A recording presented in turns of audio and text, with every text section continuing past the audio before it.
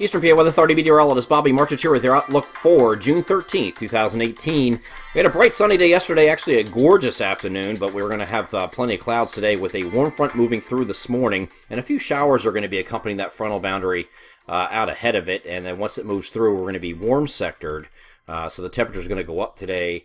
More so than it did yesterday. This is all being driven by this low pressure up here in the northern Great Lakes. Your warm front is situated down here like this morning, and then you have the cold front extending all the way back to here like this.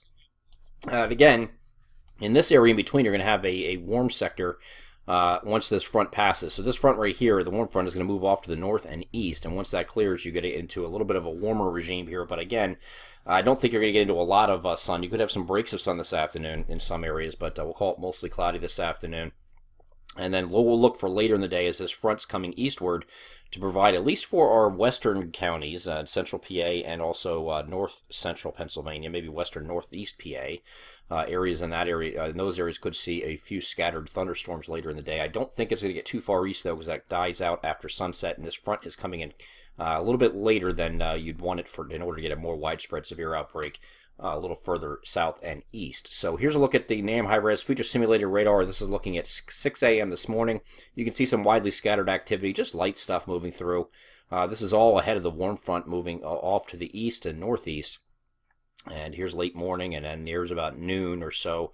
Starts to die down. The front moves eastward and might linger a little bit past noon in your far eastern counties in New Jersey, but then we're in mostly cloudy skies after that point. But then here comes the cold front after that point, and we'll get into a line. There'll be a line of storms ahead of this. This is looking at 6, 7, 8. It's just now getting to our western, northwestern portions of our coverage area. So places like State College, all the way up to Williamsport, and up here in Bradford, Tioga counties. We'll keep an eye out for those areas in particular. Maybe it gets over to Union, Snyder, Northumberland, those areas. But I don't think it gets too far east of that, because the very next frame is 11 p.m. and look what it does. It kind of just falls out, falls apart as it moves eastward. So by the time it gets to the Scranton-Wilkes-Barre area, maybe down the Lehigh Valley, places like that, it's just residual thunderstorms at best, and that's probably just dying. Whatever's left of those storms are going to be what you're seeing here by late evening. So I don't expect the severe threat to be down in this area. If I had to draw an area that I thought the best chance for severe would probably be north and west of this line right here. So up in these areas, and everything south and east here is going to be in dying mode all the way to the coast. And then by the time we get to 2 a.m. of this next run, here's 3 hours later, you don't see anything on the map at all. So it kind of just fizzles, moving eastward with a loss of daytime heating. And this is one of those situations where the daytime heating will be necessary for those for stronger storm development. Could be some heavy rain with some of those storms, though. If you do get into that one of those thunderstorms, keep in mind that the precipitable water values are very high, and it's a decent amount of instability, not over the top, but it's enough that it could produce moderate lightning. But flash flooding would be the biggest concern with any storms coming eastward. Could be some gusty winds too, but I think those are going to be below severe limits in most cases. I wouldn't be surprised if we have a rogue severe report, though. Again, those same areas that I outlined.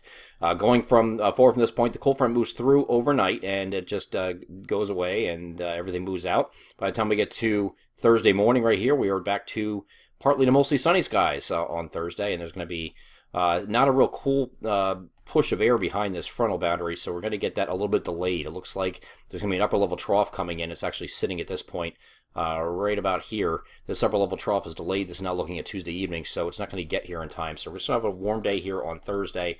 The upper level trough itself will not have any accompanying precipitation. It's just going to settle over the region. And so Friday is going to be a partly to mostly sunny day, but a little bit cooler. Not cold by any means, but we're going to be down to upper 70s to near 80 degrees here on Friday, as opposed to low to mid 80s on Thursday. And then when we get to Saturday, it's probably going back into the lower 80s, but still lower humidity, I think, here on Saturday with those lower 80 temperatures. Now, we were talking about how most models are in agreement that the weekend is dry, and we showed this little feature here yesterday. This is a mesoscale convective complex that's sitting up here over the Great Lakes region. The European model for the last couple runs now have been bringing this a piece of that, or what's the remnants of that MCV or MCS, bringing it down to the south and east and affecting the area Saturday night and very early Sunday morning, and before it completely dies off. So We're going to allow a low chance for a shower here with this. I don't want to get ahead of myself because there's not a lot of support for this idea, but I just want to mention it just in case. It looks like if it comes in, it'll be Saturday night, probably after midnight, and then wrapping up by dawn or just after early Sunday morning. So then you have an early shower Sunday if that were to occur, an early shower Sunday, and then clouds giving way to sun in the afternoon. So that's what we're looking at right now. Still not really sold on this idea. I want to see the short-range models come into play here and then see what we're dealing with. Because this is definitely a mesoscale feature that we're dealing with. So a lot of times the global models have a hard time dictating exactly how this is going to move and where it's going to go and things like that. So we'll just wait and see. Very, very possible this misses altogether and we have a completely dry weekend for the first time in 8 weeks, or 8 weekends. We had 7 consecutive weekends of at least some measurable precipitation, so we're going to try to avoid that this weekend. I just want to make mention of this because I'm not in the game of playing to an agenda where I'd love to have it dry this weekend, but if it's not going to happen completely, I can't just ignore the fact that that's at least one model showing this. But until it gains some support from the short-range models, we're not going to ignore it, but we're going to lean against it for now. And then just continue to follow it over the next couple model cycles and see if it has kind of agreement when the short-range models come into play. But other than that, we are going to turn warmer. High pressure is going to move offshore on Sunday, so we're going to have clouds giving to sun regardless on Sunday. And then temperatures are going to warm up probably in the mid-upper 80s here for Sunday. And then once we get into Monday, we're going to have that ridge settling over top of the region. And it looks like it's going to be a dry day on Monday. But we are going to get into some very, very warm temperatures by the time we get to Monday afternoon with widespread 90-degree temperatures across the region, probably 90 to 92-ish around most of the region. So this is going to be an interesting couple of days leading up to it, and then we're going to have the peak heating day will come on Monday, it looks like. Cold front off to the north here. This is later Monday, by the way.